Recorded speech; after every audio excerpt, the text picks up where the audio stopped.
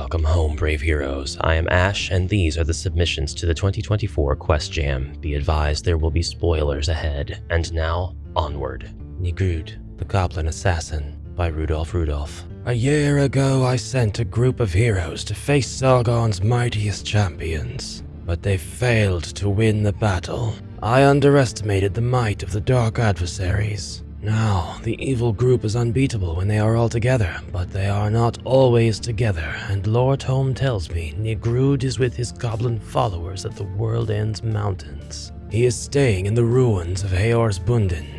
This was once a mighty fortress built by dwarfs who swore to protect the kingdom against the forces of dread, but they failed and were defeated centuries ago. Some say the restless spirits of these dwarfs still haunt the halls that are now infested by goblins. You must face Nigrud and destroy him before he can regroup with the other heroes of darkness. Maybe over time, we can defeat them, one by one. This quest uses absolutely every single goblin you could possibly use in this jam. I mean, it's using every single goblin across all the expansions combined, with the exception of the archer goblins. And that's good. I like a quest that maxes out on goblins. I really like the goblins in HeroQuest, and so, onward with the quest overview. 8 fingers in the shot, really? And you call yourself a professional. Shut up.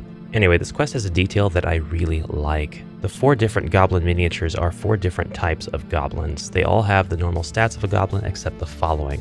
The goblin with 2 daggers is stabby. It has a second attack. This is with 1 combat dice. Rules for defending against double attacks apply. This goblin, although you'll probably be using its translucent colored counterpart, is stealthy. It can move through spaces occupied by heroes or furniture as long as it ends in a free space. The knife but no hat goblin, as it's referred to in the quest notes, is throwy. It can forfeit their normal attack for a 1 attack dice range attack. So, throwing the dagger. I don't know why I'm caressing the dagger. And the meat knife with hat goblin, if it'll focus, is fighty. This warrior goblin has 2 body points. The number will be next to the goblin on the map to indicate which type it is, and this borders so closely to disqualification, but there is one line that saves it all. If you run out of the type of goblin, or if there is doubt, Zargon makes a choice out of the goblins he has available. Alternatively, ignore the numbers on the map and Zargon decides which goblins he puts on the board among those available. The quest's other saving grace is that this here is Nigrud, the Goblin Assassin. A very tall goblin. You can tell he's had a few rounds on the torture rack.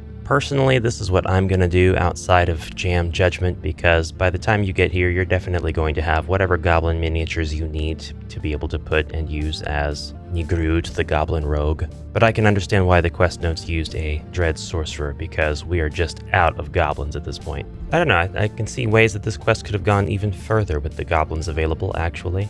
This is a secret room in this quest, but I really dig the presentation here. It is awesome. This room is really functionally cool as well. It's an old dwarven tomb. The skeletons are lifeless armored dwarven heroes, so actually we could use a couple of proxies here as well if we have some shorter skeletons, my goodness. When a hero searches for treasure, they hear dwarven spirits say, "To gain the help from warriors old, tell what a dwarf finds more valuable than gold." A hero can guess as many times as they want, but they have to spend a mind point for every guess. They may also try a later turn as long as they have mind points. And of course, a hero with no mind points enters shock as per the rules of shock.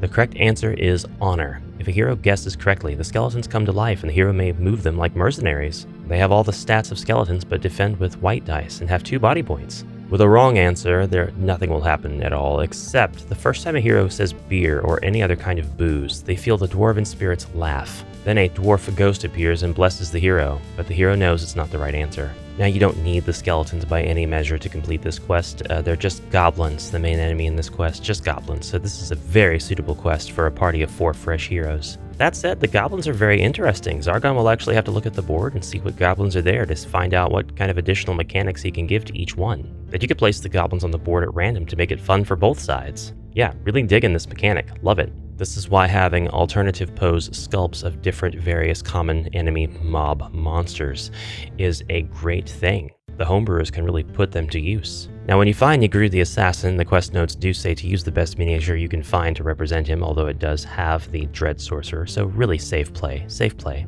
This is a goblin with 6 body points and 4 defense. He has all rogue skills. Counts as having a short sword, a dagger, and the bandolier. Truly a goblin rogue. Nicely done. I will try opening the door. Sit, Moon Moon, you have to wear your saddle. What am I about to walk into? Oh, it's a goblin and a giant wolf. Okay, that's somehow much better than I was expecting. Die!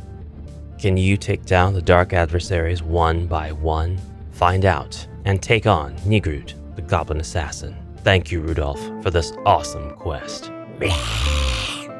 To play these quests and the other epic quests submitted to the 2024 Quest Jam, please visit the link in the description below. Now onward, brave heroes.